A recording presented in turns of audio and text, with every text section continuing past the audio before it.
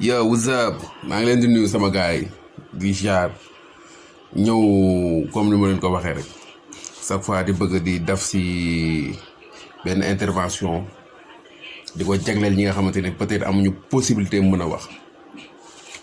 mais tey dañuy def affaire bi càq-càq mu gaaw parce que gis nañu démb suñu njiitu réew comédie bi mu def démb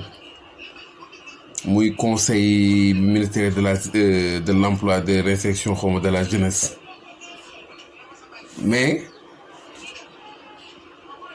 moi je pense que le gars il n'a pas compris. Oui, le gars n'a pas compris quoi. waa ji li muy wax naa message bi jàll na mais message bi jàllul gis nga waa ji il était dans une position boo xamante ne si moo baaxul woon si moom muy teg xel mais ce gars là à la limite il nous emmerde. Il peut pas arrêter à menacer les gens. Macky Sall menace yoru réew gis nga mënuñoo jël day milliards jël lépp jox la nga cuune munoo job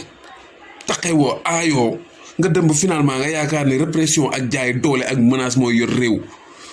mais à la limite tu nous emmerdes quoi. Si tu penses que mën nga ñëw intimider mon frère yaa ngi nax sa bopp. Et j'appelle à tous les patriotes tous les sénégalais gis nga gaañ bi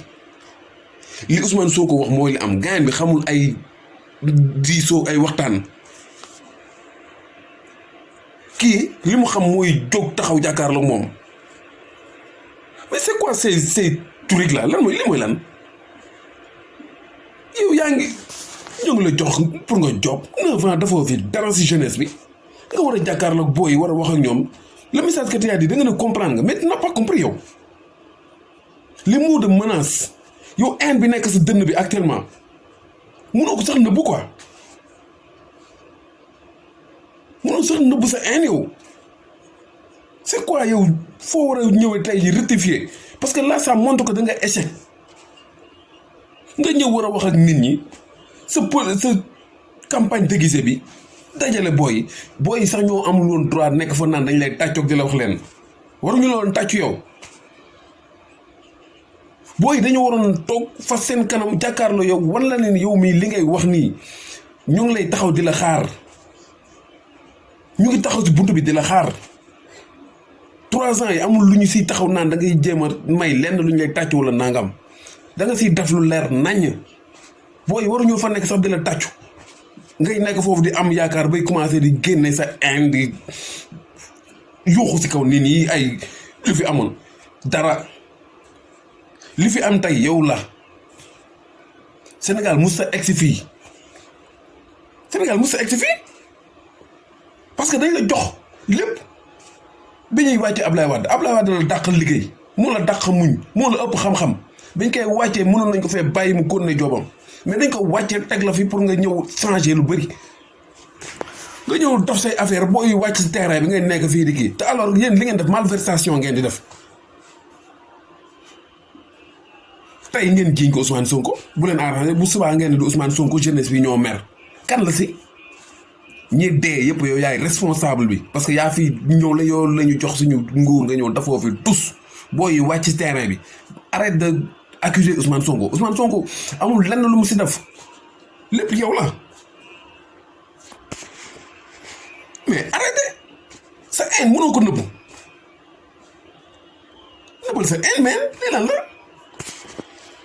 di yuuxu si kaw nit ñi di menacer nit ñi da ngaa yaakaar ne yaa moom Sénégal tu es loin yow li ñu la war a wax yow lañ ko war a wax Sénégal mënuñu ko liggéey depuis avant. ay mag liggéey si ay punkal liggéey si ay borom xam-xam liggéey nga ñëw ba fii bëgg ko saboter bëgg ko caxate bëgg ko def parce que lan comprendre nañ la men dañ comprendre xam nga sa problème mooy 2024 bii pétrole bi génn nar a génn say loxo doo si exploiter doo si am lenn ki loolu mooy li nga xam te mënoo ko muñ mais àdduna lan la da ngay jàll keneen dafa ñëw jàll yow da ngay jàll boo tombé wala ak pétrole bi du sa wërsëg mais état continuité la keneen na ñëw liggéey keneen ñëw liggéey. li ngay wax di ko wëral ñoo ngi lay xaar bis boo fi dafee loo warta daf dañuy wàcc ci terrain bi rek la ko ak yow gis nga dëkk bi y a jamais émergence wala développement sans des sacrifices dee ñoom moom di taxaw si kanamu nii di génne sa haine di lan la mais yow juróo ñu jëndoo ñu moomoo ñu ëppoo ñu xam-xam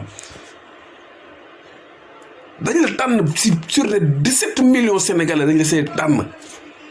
ça ne veut pas dire yaa ñu jur wala yaa ñu moom dañu bëgg booy waxte ak ñun nga arrêté sa menace yi liggéey lañ la wax booy dal sa kaw nga ruux dellu ginnaaw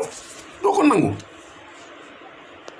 li la dàmboo yi wax dëgg la yow yaa dem ñaan pour mara bi def intervention nga ruux daw loolu nga yaakaar ne yaa moom police bi yaa moom gendarmerie j'appelle à tous les hommes de tenue gis nga fii bu ñu leen fi génnee di leen tiireloo si kaw kenn bu ñu leen fi dafloo kenn la ñu la bu amee lu muy def na ko daf nit ñi kontaan si moom bu ko daful dara booy dañuy wàcc terrain bi suñu droit la ñu nekk te aussi ñuy interpeller la première dame gis nga waxal ak sa jëkkër na wax ak jëkkëram gis nga lii dal Hissène Habré dal keneen ak dal keneen dal yeneen président barki Xaadimul Moustapha rëccagu si soo bañee nag di ko yóbbul ay añ si prison mu qu'il soit le premier président sénégalais bu ñuy traduire devant le cour de trahison xaw ma waxal ak moom mu teggi tànkam mu xam ne Sénégal bi ay menaces moo ko yor sinon di nga ko yàgg di nga ko yóbbale añ biir kaso bu fi rayee doomu sénégalais dañ koy dóor si kaso bi il sera le premier président traduit devant la justice mais loolu ça m'est à la millimètre di menacer nit ñi di fëgg di lan la bi ngay falu da nga ko yaakaar doomu baa dool la boo xamante ne si yow musoo yaakaar nguur tey bu doxee ba dugg sa loxo da nga see mënta dem yow yaa fauché yow yaa parti de rien yaakaaroo ko woon fépp foo jaar képp koo mos a siqal ngor war nga ko war askan Sénégal bi yëpp dajale tey say fukki booy ak nangam fii di tàcc du yuuxoo ko da nga ko tal du woon sax yoon soo yaakaar ne moonin bii mooy tax nit ñi di telli comme ça waa parti bi parce que le problème qui se pose mooy li ngeen di rayante fi mu toll yi xam nañ lu mu demee affaire DER baa ngi nii le gars a parlé ñan la ko jox waa maire APR la ko jox bii noonu lay demee dañ koy séddoowaat seen biir boo gisee seen tal yeeg seen meeting yi seen dara 450 milliards yi ñu dégg te xam nañ 300 moo leen fiy dese moo leen di tëb di dal li ñu bëgg mooy coob ànd ak moom ne fër booy kuñ si jox moonin coobal kuñ si jox moonin coobal encore di wax première dame waxal ak sa jëkkër gis nga moomuñu jënduñu dafay jógee Sénégal existait avant lui te moom dafay jógee Sénégal di exister si les prêts nag daf représailles si askan bi gis nga billaahi wal kitaab bi ñu ko bàyyi kum fii faat dañ koy yóbbu si kanamu yoon nga di ko yóbbul añ salaamaaleykum gars yi maa ngi jégalu quoi parce que tey sama xol dafa neexul et ce gars il est kii moom mooy kan yuuxul nit ñi soyez prêts duñ la may Papa Ndiaye duñ la ko may boo fi tegee candidature wala nga teg fi loo war a def booy dañuy wàcc ci terrain bi lijjanti ko ak yow ngay tape gars yi di tape ruux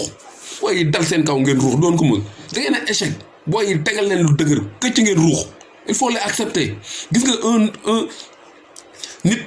un leader kañ la ñu xam ni kii mat na lim ma mooy il faut savoir accepter defetam munoo dëkk si chaque fois di gagner bis boo amee défaite da nga see war a toog jàngaat si mais pas revenir di menacer les gens sa diggante Ousmane Sonko suñu yoon nekk si Ousmane Sonko la gën a dee foofu moom boo koy dalee si kawam dala koy lijjante ak yow ñun nag li ñu moom doo ñu ko xañ da ngay dem ak jàmm bàyyi ñu ak suñu réew doo ko taal koo fi génne ba mu tiiree si kaw askan bi sa kaw lay mujj kaso lañ lay fekk di la indil coob wasalaam.